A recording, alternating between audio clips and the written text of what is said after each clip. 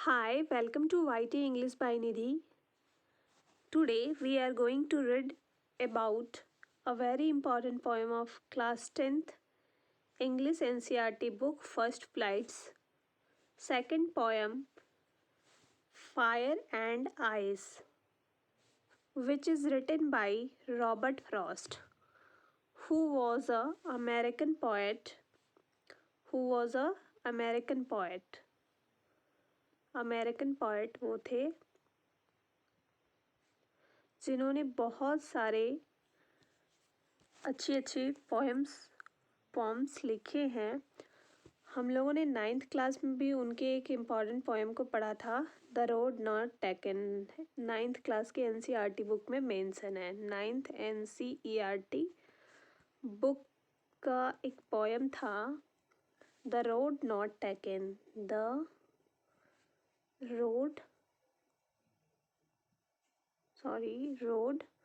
Not taken. I hope आप सबने ये पोएम पढ़ी होगी। वो भी इन्होंने ही लिखा था, रॉबर्ट फ्रॉस्ट ने ही लिखा था।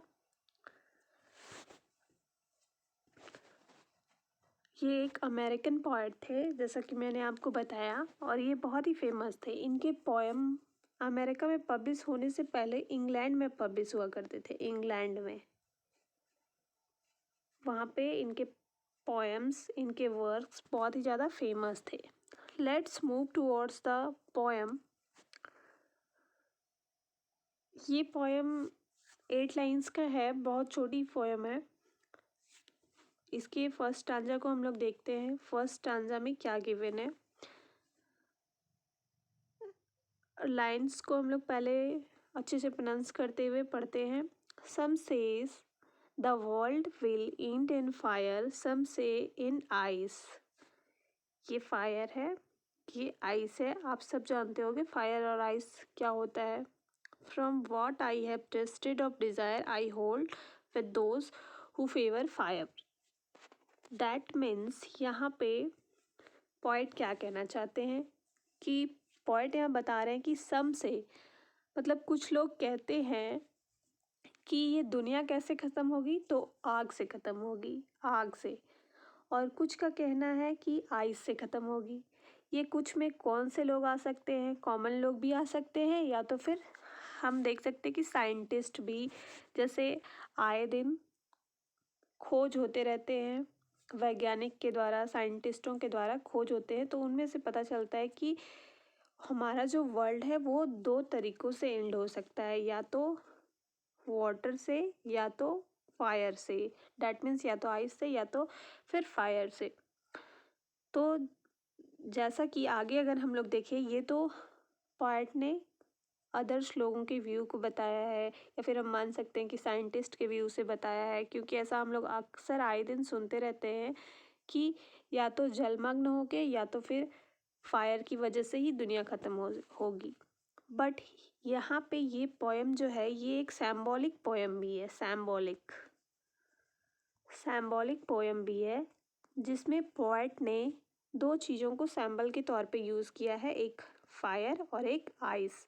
फायर और आइस को सैम्बल की तरह यूज़ किया गया है। डैट मीन्स इसका सिर्फ रेटोरिकल मीनिंग ही हम नहीं देखेंगे यहाँ पे, इसके अदर मीनिंग को मतलब मेटाफर की तरह यहाँ यूज़ किया गया है। इसको ह्यूमन की किसी क्वालिटी के साथ कंपेयर करके भी बताया गया है, जैसा कि आगे हम लोग पढ़ेंगे तो हमें समझ में आएगा। Move towards the next line. From what I have tested of desire I hold with those who favour fire. That means poet आगे बताते हैं कि अगर मैंने मतलब अपने लाइफ में मैंने भी डिज़ायर्स को बहुत टेस्ट किया है। मुझे भी जहाँ तक अनुभव है, मुझे ये लगता है कि मैं भी उन लोगों के साथ, उन लोगों के फेवर में, उन लोगों के समर्थन में मतलब खड़ा हो सकता हूँ कि हाँ, ये दुनिया फायर से ख़त्म होगी या फायर से ख़त्म हो सकती है, क्योंकि मैं खुद भी डिज़ायर के बारे में जानता हूँ। डिज़ायर मीन्स होता है इच्छा या विश हम बोल सकते हैं इन अदर वर्ड्स, विश या इच्छा। ठीक है, I hope you are understanding my words. If you have any queries, you can ask me in comment box. तो that means from what I have tested of desire I hold, मतलब मेरी भी बहुत हर मनुष्य की अपनी इच्छाएं होती हैं, उसी तरह पॉइंट्स की भी कुछ इच्छाएं रही होंगी या उन्होंने डिज़ायर को टेस्ट किया होगा अपनी लाइफ में, तो उनके अनुसार उन्हें भी ये लगता है कि हाँ, ये दुनिया फायर से ख़त्म हो सकती है। यानी कि फायर मीन्स सिर्फ आग ही नहीं, आग की भावना जो लोगों के अंदर में किसी चीज़ को लेके, किसी चीज़ को पाने की बहुत भावना रहती है। जैसे कि आज अगर कोई नॉर्मल जॉब कर रहा हो तो वो कल और उससे बड़ी जॉब करना चाहता है। अगर कोई गवर्नमेंट जॉब कर ले तो उसके बाद उसे बिजनेस, या बहुत तरह के लोगों के ड्रीम्स होते हैं। थोड़े पैसे हैं तो उससे ज़्यादा पैसे कमा ले, उसके बाद और पैसे हो। तो मतलब लोगों की डिजायर्स जो है वो कभी ख़त्म नहीं होती है। उसी तरह यहाँ पॉइंट बताना चाह रहे हैं कि मैंने भी इस चीज़ को फील किया और मुझे भी लगता है कि हाँ, डिजायर से दुनिया ख़त्म हो सकती है, जिसको यहाँ फायर की तरह पोएट ने दिखाया है, यूज़ किया है। Move towards the next stanza. I hope you understand first stanza. Next stanza which is given here is but if it had a Paris twice, I think I know enough of it. That means what if it had to Paris twice? अगर ऐसा हो कि दुनिया 2 बार ख़त्म होनी हो, मतलब अगर ये जो वर्ल्ड है वो 2 बार ख़त्म होना हो, ट्वाइस मीन्स होता है दोबारा। 2 बार अगर ख़त्म होने का चांस अगर मिलता है वर्ल्ड को, तो मुझे ये मतलब लगता है कि हाँ, ये इनफ है कि ये हेट से ख़त्म हो सकती है। हेट मीन्स क्या होता है? हेट मीन्स होता है जेलसी, हम कह सकते हैं, या ईर्ष्या कर सकते हैं, एक दूसरे के प्रति हेट होना। हैटर्स, बहुत सारे लोग हेटर्स होते हैं। डैट मीन्स एक दूसरे से वो जलते हैं, एक दूसरे को आगे बढ़ते हुए नहीं देख पाते, और लोगों की ये भावना भी इतनी ज़्यादा बढ़ जाती है कि वो डिस्ट्रक्शन का कारण बन सकती है। तो यहाँ पॉइंट ये भी कह रहे हैं कि हाँ, दूसरा जो ये एक नज़रिया है कि ये जो दुनिया है वो आइस से ख़त्म हो सकती है। आइस को यहाँ पे हेड के साथ कंपेयर किया गया है। जो हेट है वो एक ह्यूमन क्वालिटी है, उसको आइस के साथ मतलब कनेक्ट करके बताया गया है कि हाँ, आइस भी वजह हो सकता है दुनिया को ख़त्म करने के लिए, ये भी इनफ है, पर्याप्त है, इसे भी हम लोग नकार नहीं सकते हैं।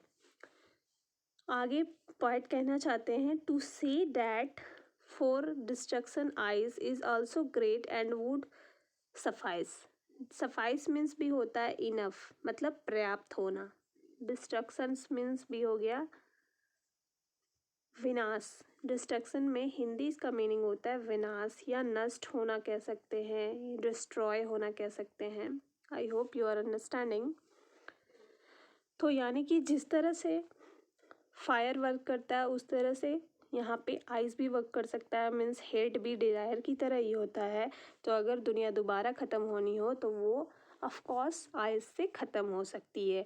तो इन्होंने दोनों तरह के लोगों को सपोर्ट किया है, लेकिन इन्होंने बताया कि हाँ, डिज़ायर को मैं फील कर चुका हूँ, इसलिए वो इनफ है, लेकिन हेट भी इनफ है, क्योंकि मैं समझ सकता हूँ कि वो भी पर्याप्त है, क्योंकि हेट भी लोगों के बीच में बहुत ज़्यादा फैल चुकी है। तो ये दो जो डिज़ायर है और हेट्स है, ये दोनों लोगों की फीलिंग्स के बारे में है कि आइस से, बर्फ से ख़त्म हो सकती है दुनिया, लेकिन ये जो लोगों की भावनाएं हैं इससे पहले ही ख़त्म हो जाएगी। Move towards the difficult words of this chapter. जैसा कि हमने एक वर्ड देखा था डिज़ायर। डिज़ायर मीन्स क्या होता है? विशिंग और समथिंग, यहाँ पे होगा टू हैपन, टू होगा, wishing for something to happen. मतलब जब हमारे मन में ऐसी भावना हो, जब हम चाहते हो कि जो भी हम चाह रहे हैं वो बस हो जाए किसी भी तरह से। यानी कि पहले के टाइम में देखा जाता था जब वॉर्स होते थे तो हजारों लाखों लोगों की जान जाती थी, लेकिन किंग्स को, या जो बैटल करते थे ब्रिटिशर्स या जो भी होते थे, उनको कोई भी फ़र्क नहीं पड़ता था कि कौन उनकी युद्ध में मर रहा है, कौन नहीं मर रहा है। उन लोगों को बस अपनी इच्छाएं पूरी करनी होती थी। जस्ट लाइक हमने रामायण में भी देखा है कि रामायण में बस सीता को पाने की इच्छा थी रावण में, इस वजह से ही उन्होंने उनको सीता जी को मतलब किडनैप किया और उन्हें ले गए, लेकिन उनकी वजह से उनका पूरा राज्य ख़त्म हो गया। लेकिन वो हार नहीं माने, ये उनकी डिज़ायर ही थी, हम कह सकते हैं एक तरह से। Next word is favour. Favour means होता है अप्रूवल या सपोर्ट। सपोर्ट, जैसा कि यहाँ पे पॉइंट बात कर रहे थे कि हाँ मैं उन लोगों के सपोर्ट में हूँ, उनके फेवर में हूँ जो फायर से बोलते हैं कि हाँ दुनिया फायर से ख़त्म होगी या डिज़ायर से ख़त्म होगी। Next word is Paris.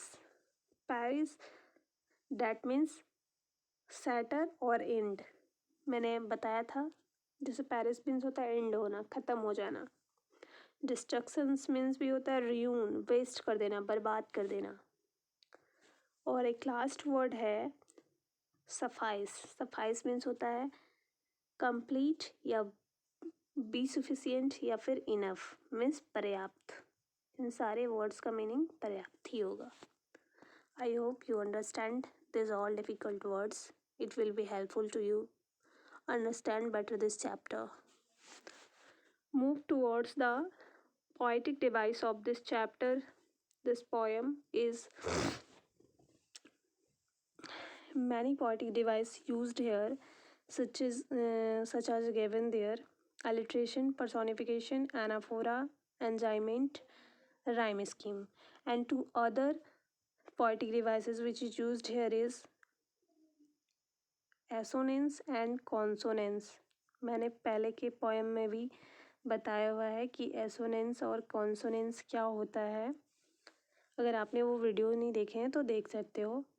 Consonance, consonance होता है जिसमें मिडिल या फिर एंड में जब कोई कॉन्सोनेंट साउंड यूज़ हुआ हो, या फिर एंसोनेंस मीन्स जब कोई वॉवेल साउंड यूज़ हुआ हो एंड में या फिर मिडिल में।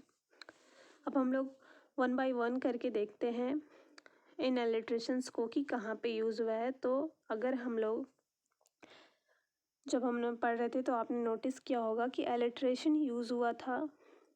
एलिट्रेशन हम लोग किसको बोलते हैं, फर्स्ट ये देखते हैं। जब कोई भी सेंटेंस में सेम स्टार्टिंग वर्ड सेम रहे, रिपीट हो, मतलब सेंटेंस में स्टार्टिंग में ही, तो वो कहलाता है एलिट्रेशन। जैसे सम से, फेवर फायर, वर्ल्ड विल, इस तरह के एग्जाम्पल्स हैं जो इस पोएम में यूज़ किए गए हैं। पर्सोनिफिकेशन की अगर हम बात करें तो यहाँ पे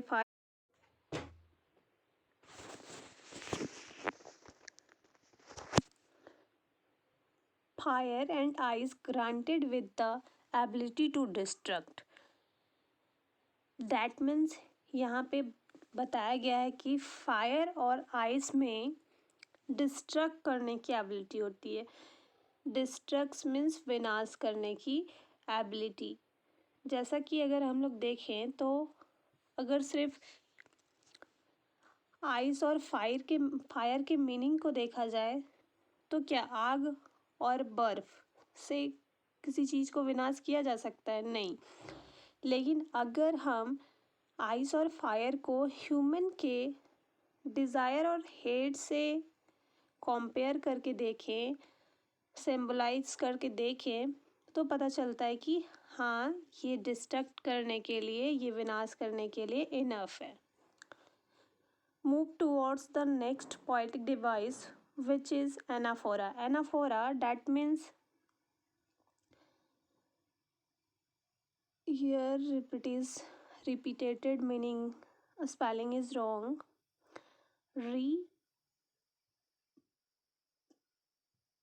Repeated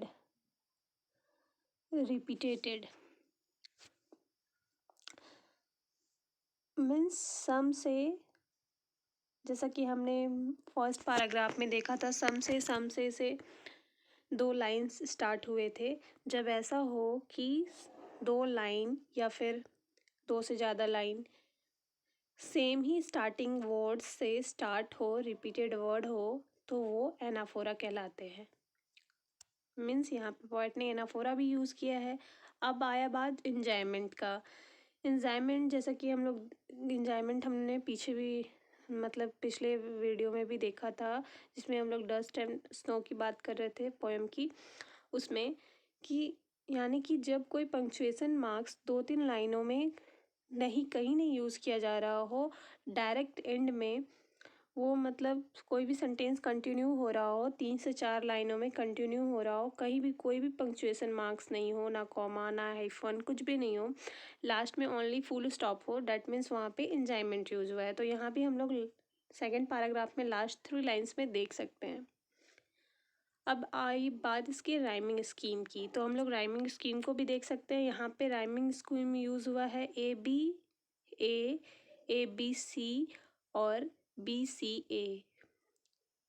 अगर हम इन स्टांजा के थ्रू हम राइम स्कीम समझ सकते हैं, जैसा कि यहाँ पे फायर है, डिज़ायर है, अगेन फायर है, fire desire and fire, that means ये भी ए और एंड ये ए, तीनों ए राइम स्कीम फॉलो कर रहा है। एंड यहाँ पे है आइस, डैट मीन्स ये बी है। I hope you understand.